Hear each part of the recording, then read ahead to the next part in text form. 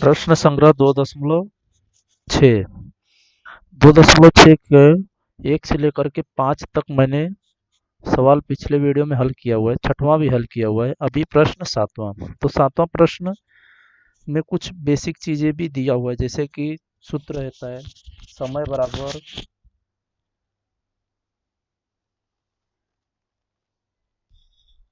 एक सूत्र होता है समय बराबर दूरी बटे गति। प्रश्न हल करने से पहले इसको समझ लेते हैं अच्छे से एकदम, इसका समीकरण तैयार कैसे होगा। अभी अगर प्रश्न को ध्यान से देखो, किसी नदी में नाव से प्रवाह के विपरीत 36 किलोमीटर जाकर वापस उसी स्थान पर आने में प्रतीक को 8 घंटे लगते हैं। अब यहाँ पे देखो, सबसे पहले एक नदी है,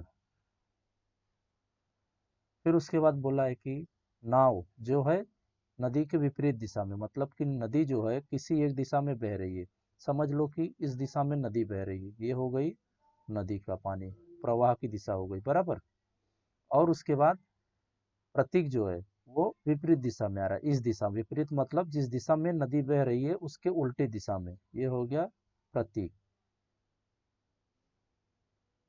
अब उसके बाद बोला है कि नदी में नाव से प्रवाह की विपरीत दिशा में 36 किलोमीटर जाकर वापस उसी स्थान पर आने में प्रतीक को 8 घंटे लगते। 36 किलोमीटर जा करके मतलब कि एक स्थान से उसने जो शुरू किया प्रतीक जाना, दूसरे स्थान पे नदी का जो किनारा था वहां जा करके वापस आने में उसी स्थान से फिर से वापस आया, तो उसके कुल 8 घंटे लगे। एक स्थान से दूसरे स्थान पे गया, मतलब नदी का जो दूसरा किनारा था उस स्थान पे गया, फिर वापस से पहले वाले किनारे पे आ गया जहाँ पे शुरुआत किया था। उसको कुल 8 घंटे लगे और टोटल उसने 36 किलोमीटर की दूरी तय की। अब उसके बाद बोला है कि यदि शांत पानी में, शांत पानी मतलब ये जो प्रवाह थी नदी का प्रवाह, वो प्रवाह किसी भी दिशा में नहीं बह रहा था, एकदम शांत पानी था, एकदम इस तरीके से था नदी का पानी। ये नदी का पानी एकदम शांत था, बह नहीं रहा था। फिर उसके बाद बोला है शांत पानी में नाव का वेग, नाव का वेग मतलब जो नदी में नाव चल रही थी प्रतीक की, उसका गति, दूरी मतलब जो रफ्तार थी वो थी 12 किलोमीटर प्रति घंटा, और यहाँ पे थी 8 किलोमीटर प्रति घंटा बराबर। तो नदी के प्रवाह का वेग ज्ञात करो। यहाँ पे नदी के प्रवाह का वेग दिया हुआ था, यहाँ पे दिया हुआ नहीं है, तो हमें उसका वेग निकालना है। तो सबसे पहले इसमें वर्तमान में जब प्रतीक नदी में नाव चला रहा है तो उस समय उसकी जो गति है वो उसके बारे में कुछ कहा नहीं है, तो उसके बारे में हमें सबसे पहले एक्स मानना पड़ेगा। तो यहाँ पे सातवां प्रश्न माना हल। माना धारा की वर्तमान गति, धारा की वर्तमान गति x है, x किलोमीटर प्रति घंटा। फिर उसके बाद नाव की गति,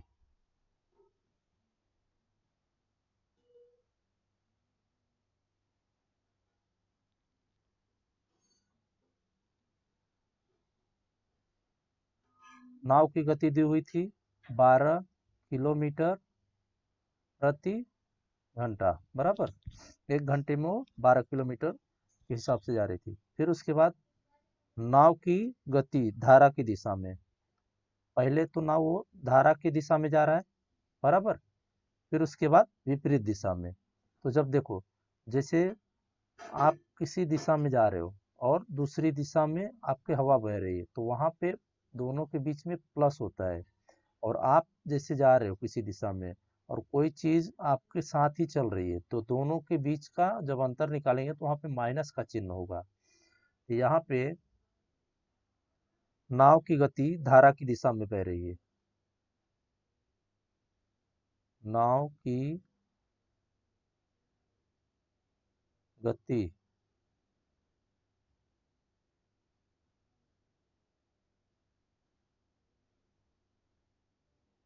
धारा की दिशा में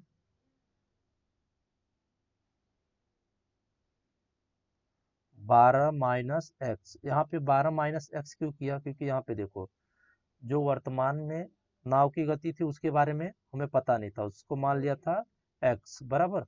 और जो शांत पानी में उसका गति था वो था 12 किलोमीटर। तो अभी पहले तो दोनों क्या चल रहे थे, एक ही दिशा में, समान दिशा में जब जा रहे तो दोनों के बीच में क्या मैंने बोला, माइनस। अब दोनों विपरीत दिशा में जाएंगे। यहाँ पर इस जगह पे देखो, तो ये वाले में विपरीत दिशा में जा रहे तो वहां पे आ जाएगा प्लस, यहाँ पे बताया मैंने। यहाँ पे हो जाएगा अब नाव की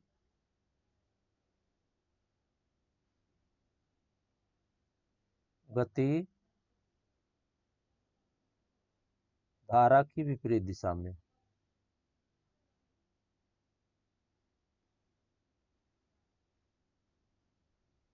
विपरीत दिशा में, तो यहाँ हो जाएगा 12 प्लस एक्स। यहाँ हो जाएगा किलोमीटर प्रति घंटा। आर मतलब किलोमीटर प्रति घंटा, ये आर मतलब घंटा हो गया। HOUR इसका पूरा स्पेलिंग होता है। अब उसके बाद प्रश्नानुसार, प्रश्नानुसार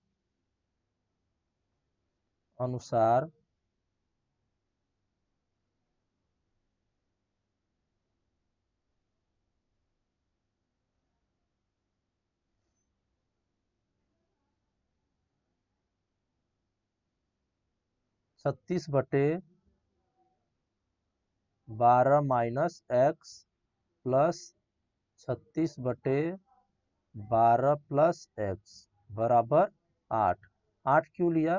क्योंकि ये देखो 36 हमने क्यों लिया, क्योंकि जो दिशा पहले तो वो क्या कर रहा है, 36 किलोमीटर की दूरी धारा के विपरीत दिशा में जा रहा है, जिस तरफ नदी बह रही है उसके उल्टा जा रहा है। और फिर बाद में क्या कर रहा है कि धारा नहीं बह रही, नदी बह नहीं रही है लेकिन शांत है, फिर भी वो 36 किलोमीटर जा करके आ रहा है। तो यहाँ पे 36 इस जगह से लिया, ये जो दोनों का जो दूरी थी समान थी, 36 किलोमीटर ही था।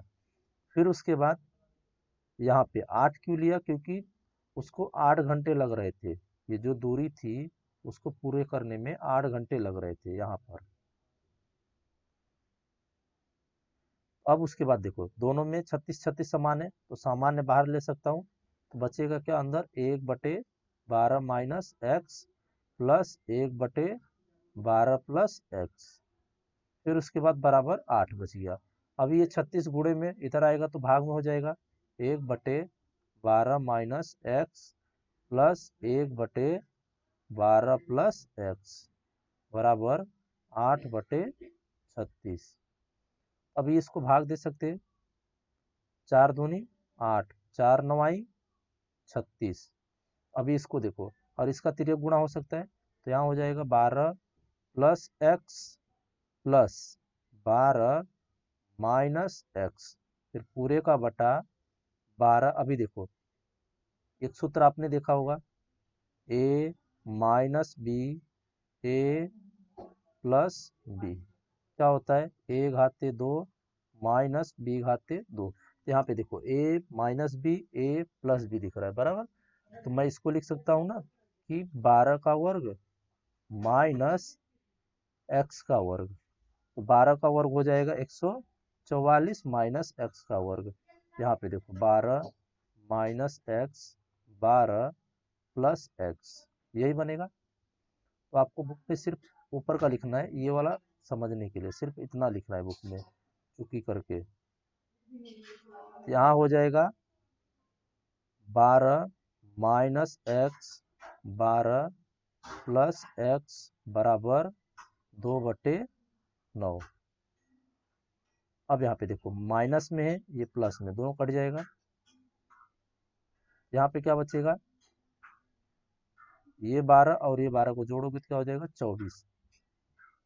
24 बटे, यहाँ पे देखो इधर क्या मिला हमें, 12 का वर्ग माइनस एक्स का वर्ग।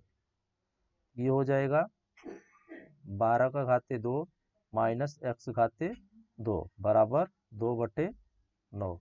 यहाँ हो जाएगा 24/12 का क्या होता है 144 माइनस एक्स का घात 2, 2/9। अभी देखो तिर्यक गुणा कर सकते हैं, मैं इसका इसके साथ, इसका इसके साथ, ये देखो इसका इसके साथ गुणा करना है और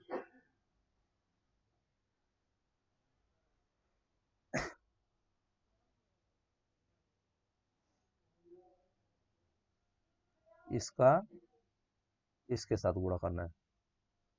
यहाँ क्या हो जाएगा 24 गुणे 9 बराबर 2, ब्रैकेट में हो जाएगा 144 माइनस एक्स का घात 2। यहाँ पे क्या मिलेगा, 24 का 9 से गुणा करोगे तो 288। फिर उसके बाद इसका इसके साथ करोगे तो नहीं, यहाँ पे 216 मिलेगा।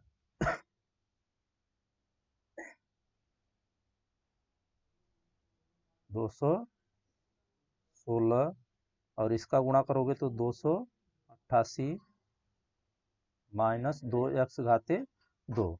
तो अभी देखो ये 2x घाते 2 को इस तरफ लाओ तो यहाँ पे हो जाएगा 2x घाते 2 बराबर 288 माइनस 216। यहाँ पे 2x घाते 2, अब इन दोनों को माइनस करोगे तो 72 बचेगा। x घाते 2 बराबर 72/2। 2 यहाँ पे क्या था गुणे में, तो इधर आएगा तो भाग में, तो इसको भाग दोगे तो कितना मिलेगा 36। यहाँ पे x घाते 2 बराबर क्या मिल जाएगा 36। दोनों पक्षों का वर्ग करने पर,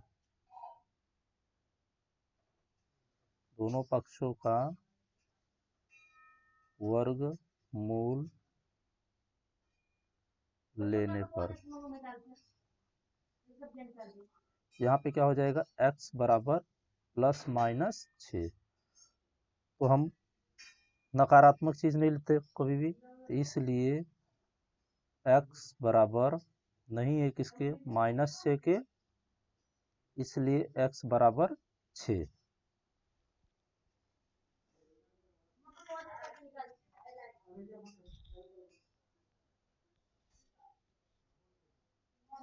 ये हो गया सवाल में, देखो क्या दिया था, नदी के प्रवाह का वेग। तो नदी के प्रवाह का वेग बराबर नदी के वेग, नदी के प्रवाह का वेग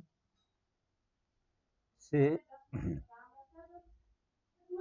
किलोमीटर प्रति घंटा है। प्रश्न 7वां खत्म, अभी प्रश्न 8वां। 8वें प्रश्न में दिया हुआ है किसी काम को पूरा करने के लिए पिंटू को निशु से 6 दिन अधिक लगते हैं। मतलब कोई एक काम है जिसको पूरा करना है, जो पिंटू है वो निशु से 6 दिन अधिक काम कर रहा है, बराबर। वही काम पूरा करने में उसको 6 दिन ज्यादा लग रहे हैं। दोनों मिलकर वही काम 4 दिन में पूरा कर लेते हैं, लेकिन जब दोनों साथ में काम करते हैं तो वो 4 दिन में कर लेते हैं। उस काम को अकेले पूरा करने के लिए प्रत्येक को कितने दिन लगेंगे। तो उस काम को अगर दोनों अलग अलग होकर के काम करते हैं, एक ही काम को दोनों अलग अलग करते हैं तो कितना दिन लगेगा। तो सबसे पहले यहाँ पे माना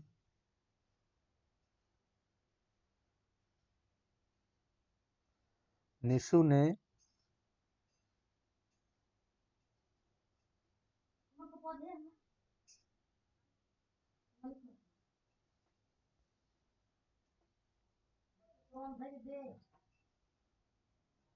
निशु को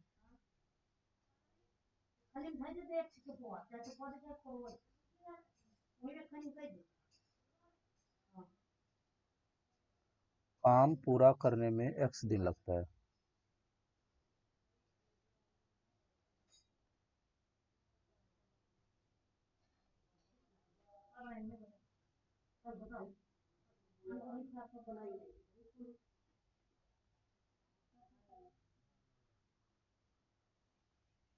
यहाँ पे क्या हो जाएगा, एक दिन में काम को पूरा कर रहा है, एक दिन में काम पूरा किया,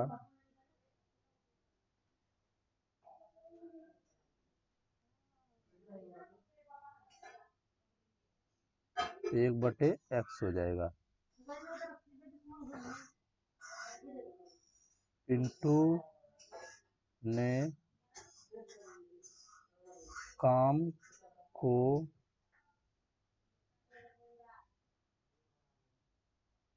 पूरा करने में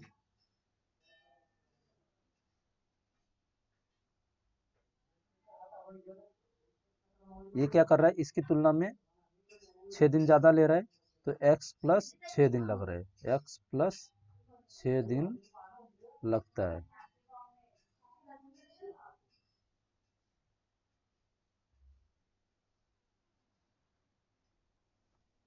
पिंटू को एक दिन, पिंटू के एक दिन में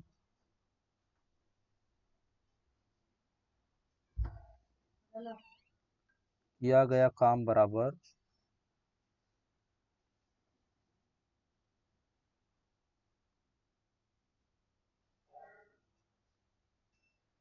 एक बटे एक्स प्लस 6 हो जाएगा।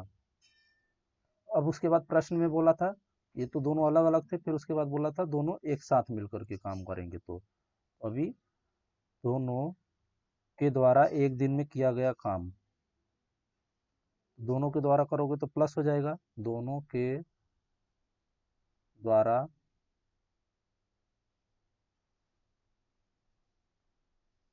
किया गया काम एक बटे एक्स प्लस एक बटे एक्स प्लस 6 हो जाएगा। तो यहाँ पे क्या मिलेगा, अभी दोनों के द्वारा एक साथ काम कर रहे हैं और दोनों एक साथ 4 दिन में काम कर रहे हैं, दोनों के द्वारा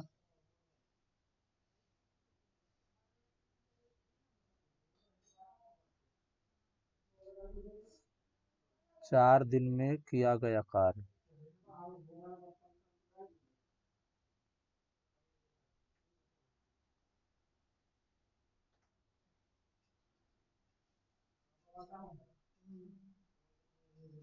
एक बटे 4। प्रश्नानुसार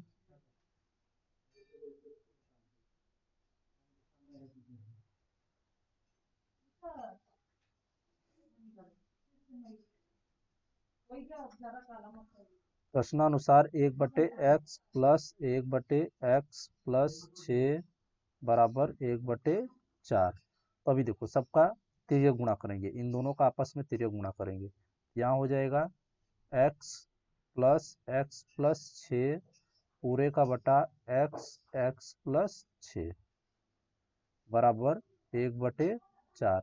अभी देखो x और x मिलाएंगे तो क्या हो जाएगा, 2x प्लस 6। फिर उसके बाद ये क्या रहेगा, x प्लस एक्स ब्रैकेट में x प्लस 6 बराबर एक बटे 4 हो जाएगा। तभी इसका तिर्यक गुणा करेंगे यहाँ पे, तो ये हो जाएगा 4 2x प्लस 6 बराबर x x प्लस 6। यहाँ पे अब इसका गुणा हो जाएगा, तो 4 दूनी 8x, 4 का गुणा 6 से करोगे तो 24, फिर उसके बाद x का गुणा x से करोगे तो x घाते 2, x का गुणा 6 से करोगे तो 6x। अभी इन सबको पूरा इस तरफ लेके आओ तो क्या हो जाएगा, x घाते 2 प्लस 6x को ऐसे रखना है। अब इसको बराबर किस तरफ लाओगे तो -8x माइनस 24 बराबर 0। अब इसको हल करोगे तो x घाते 2, 8 में से 6 जाएगा तो इधर बचेगा -2x माइनस 24 बराबर 0। अभी देखो ये क्या हो गया, गुणनखंड, इसको अभी गुणनखंड करेंगे। क्या करना है, माइनस करने पे 2 लाना है और गुणा करने पे 24 आना चाहिए। तो क्या होता है, 6 चौक 24।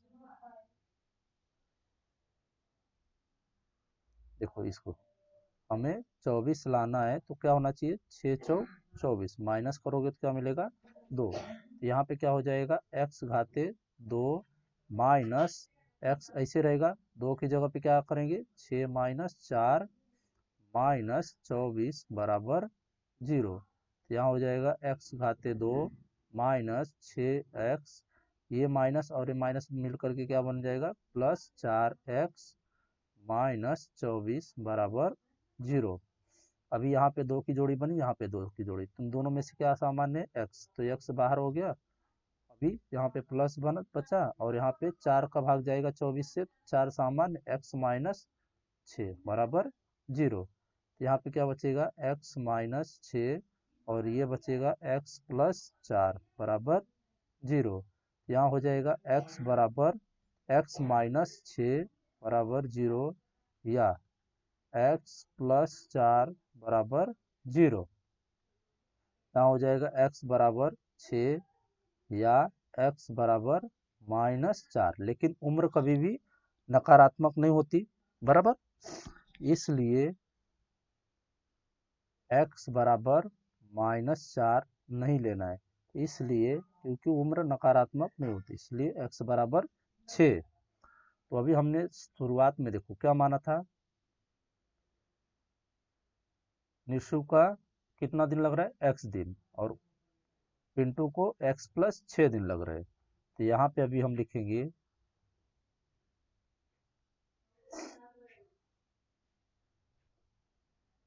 निशु के द्वारा किया गया काम। निशु क्या पूछा था प्रश्न में कि उस काम को अकेले पूरा करेंगे तो प्रत्येक को कितना दिन लगेगा। निशु के द्वारा किया गया अकेला काम, निशु के द्वारा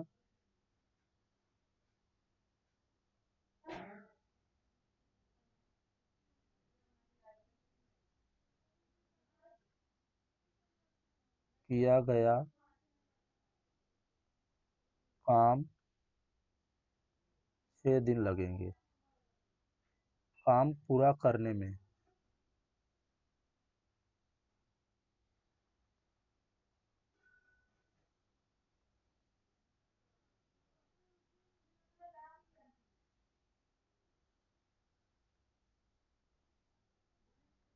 और पिंटू के द्वारा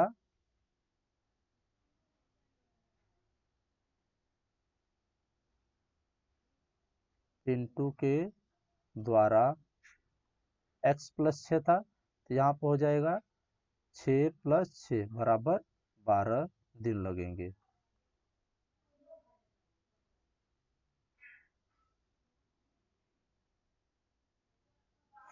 प्रश्न 8वां खत्म।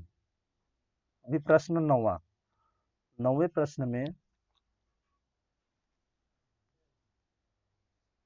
संख्या दी हुई है 460।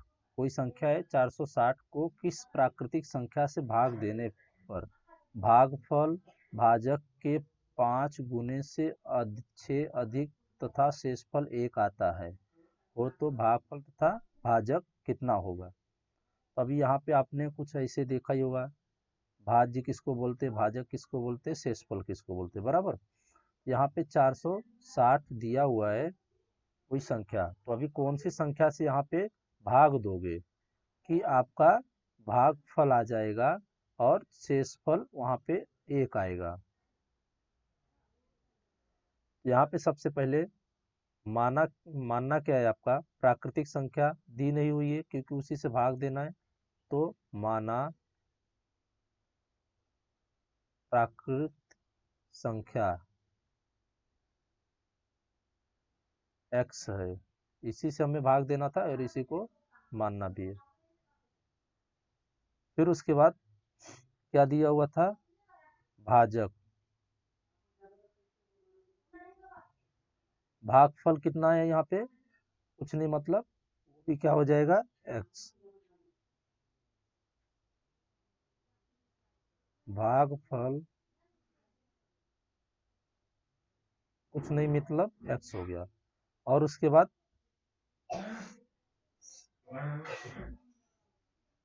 यहाँ पे क्या बोला है, भाजक के 5 गुने से अधिक।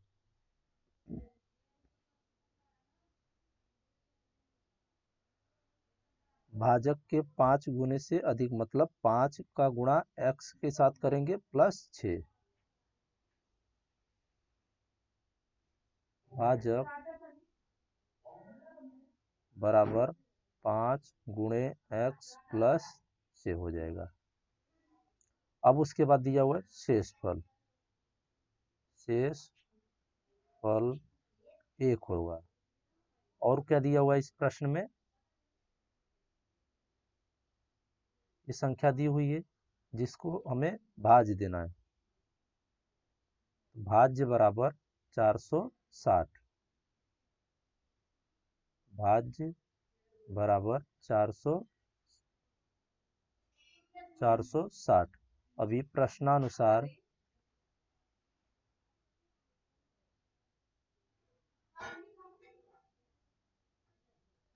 यहाँ पे क्या हो जाएगा, प्रश्नानुसार 460 बराबर x गुणे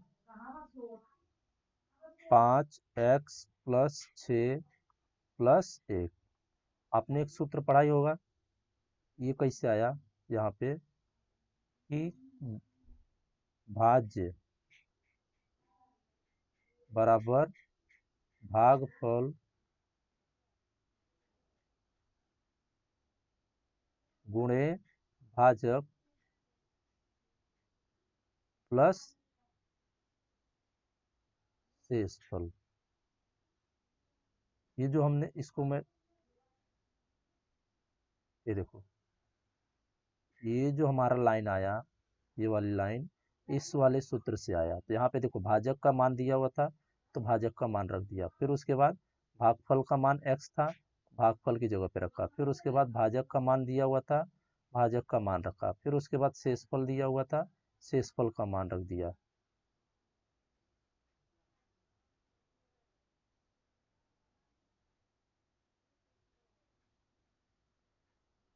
अब उसके बाद यहाँ पे 460 बराबर, इसका गुणा इसके साथ करोगे तो क्या मिलेगा, 5x घाते 2, इसका गुणा इससे करोगे तो क्या हो जाएगा 6x और प्लस 1 ऐसे रहेगा। यहाँ पे 460 को इस तरफ ला लो तो 5x घाते 2 plus 6x plus 1 minus 460 बराबर 0। तो अभी इसको हल करोगे पूरा तो यहाँ पे क्या मिलेगा, 5x घाते 2 ऐसे रहेगा, प्लस 6x एक ही है, फिर उसके बाद 460 में से एक को घटाओगे तो माइनस 459 बराबर 0 हो जाएगा। अभी देखो ये गुणनखंड हो गया, गुणनखंड हो गया तो अभी हमें क्या करना है कि यहाँ पे 5 का गुणा करके 449 से, और हमें माइनस करने पे कितना लाना है, प्लस 6 आना चाहिए। तो 45 और 51 हमें मिलेगा। यहाँ हो जाएगा 5x घाते 2, मैं इसको दूसरे पेज पे लिखता हूँ, 5x घाते 2 plus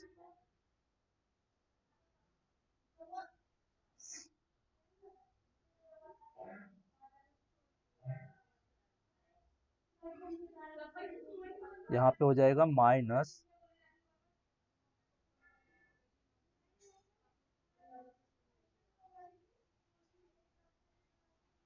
45x plus 51x minus 459 बराबर 0।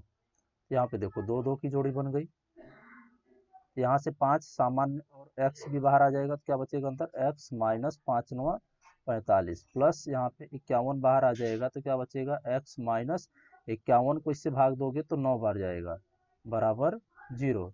तो यहाँ पे बचेगा x माइनस 9 दो बार था, एक बार लिख लिया, यहाँ पे हो गया 5x प्लस 51 बराबर 0। तो यहाँ हो जाएगा x माइनस 9 बराबर 0 या 5x प्लस 51 बराबर 0। तो यहाँ पे क्या मिलेगा, x बराबर 9 या 5x बराबर माइनस 51।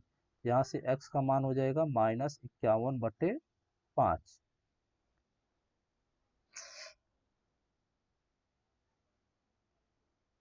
प्रश्न में क्या पूछा था, भागफल तथा भाजक कितना होगा।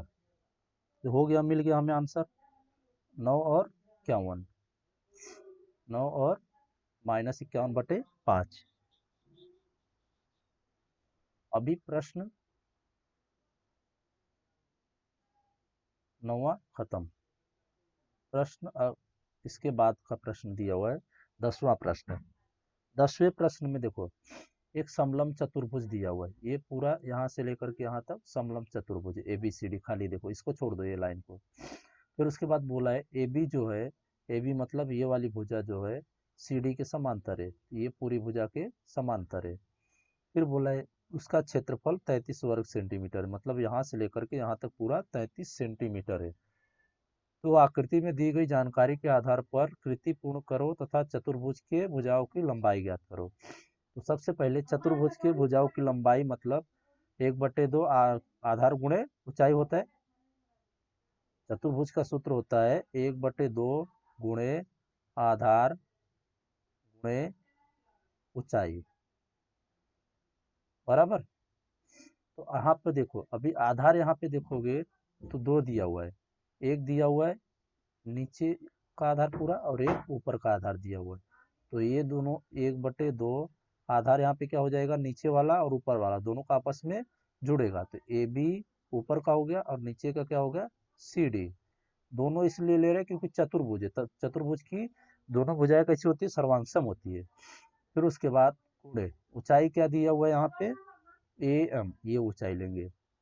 कोई भी रेखा किसी के ऊपर लंब होती है तो उसको ऊंचाई भी माना जाता है, बराबर, और वही ऊंचाई होती है। तो यहाँ हो जाएगा AM, तो इस बॉक्स में आ जाएगा AM, AM। फिर उसके बाद यहाँ पे देखो, ये A का मान, AB का मान यहाँ पे x दिया हुआ था, इसकी जगह पे x रखा, प्लस CD का मान दिया हुआ था 2x प्लस 1, तो यहाँ हो जाएगा 2x प्लस 1। तो यहाँ पे वही लिया x प्लस 2x प्लस 1। फिर उसके बाद AM का मान यहाँ पे दिया हुआ है x माइनस 4, x माइनस 4। अभी देखो यहाँ पे ये जो बटे में 2 है, ये भाग में तो बराबर किस तरफ आएगा, तो गुणे में हो जाएगा। तो यहाँ हो जाएगा 33 गुणे 2, यहाँ हो जाएगा 66, और ये x माइनस 4 ऐसे रखो इसको, ये x और ये x मिलकर के 3x हो जाएगा, 2 और 1 3 और प्लस 1 ऐसे रहने दो। फिर उसके बाद अब यहाँ पे देखो, यहाँ पे आपको एक वर्ग समीकरण तैयार करना पड़ेगा, 3x प्लस 1 और गुणे x माइनस 4, इन दोनों का आपस में गुणा करोगे तो क्या हो जाएगा, 3 का और x का गुणा करोगे तो 3x घाते 2 हो जाएगा। फिर उसके बाद 3 का 4 के साथ गुणा करोगे तो माइनस 4 तिहाई 12x हो जाएगा। 1 का x से करोगे तो प्लस x, और 1 का माइनस से 4 करोगे तो माइनस 4। तो यहाँ हो जाएगा 3x घाते 2 माइनस 12 में से 1 घटाओगे तो माइनस 11x माइनस 4।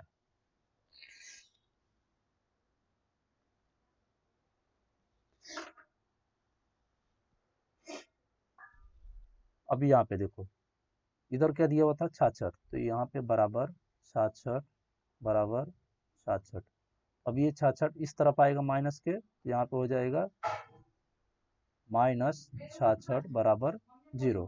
यहाँ पे क्या मिलेगा, 3x घाते 2 माइनस 11x माइनस 70 बराबर 0। अभी ये वर्ग समीकरण हो गया।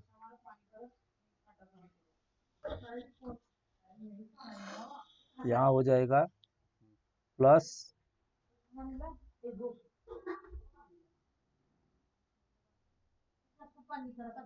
11x माइनस 70 बराबर 0।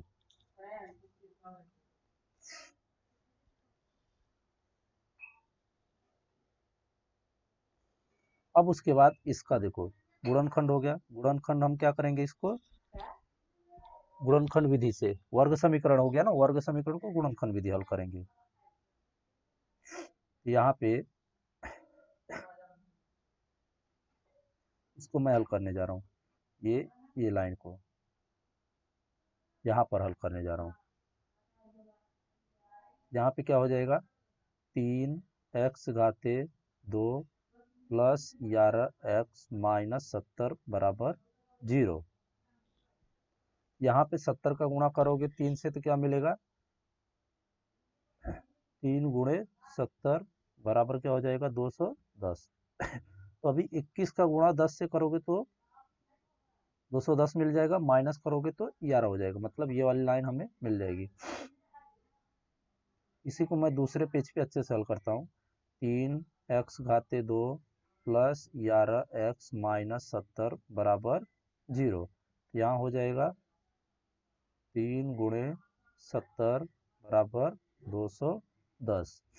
तो 21 का गुणा 10 से करोगे तो 210 मिल जाएगा, और माइनस करोगे तो 11 मिल जाएगा। यहाँ पे 3x घाते 2 प्लस यहाँ पे हो जाएगा 21 माइनस 10 x माइनस 70 बराबर 0। यहाँ हो जाएगा 3x घाते 2 plus 21x minus 10x minus 70 बराबर 0।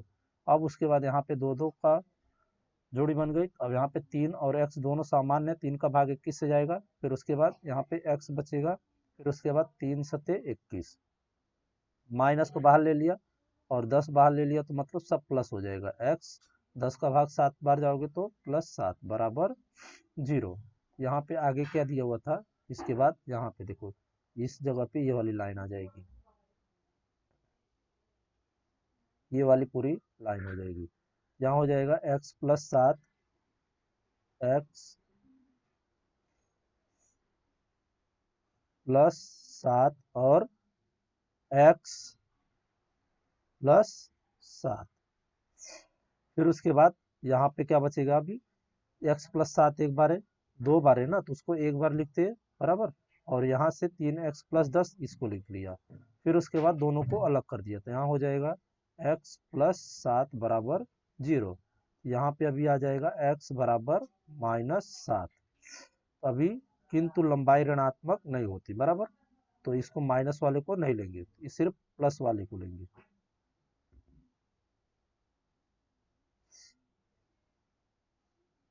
यहाँ पे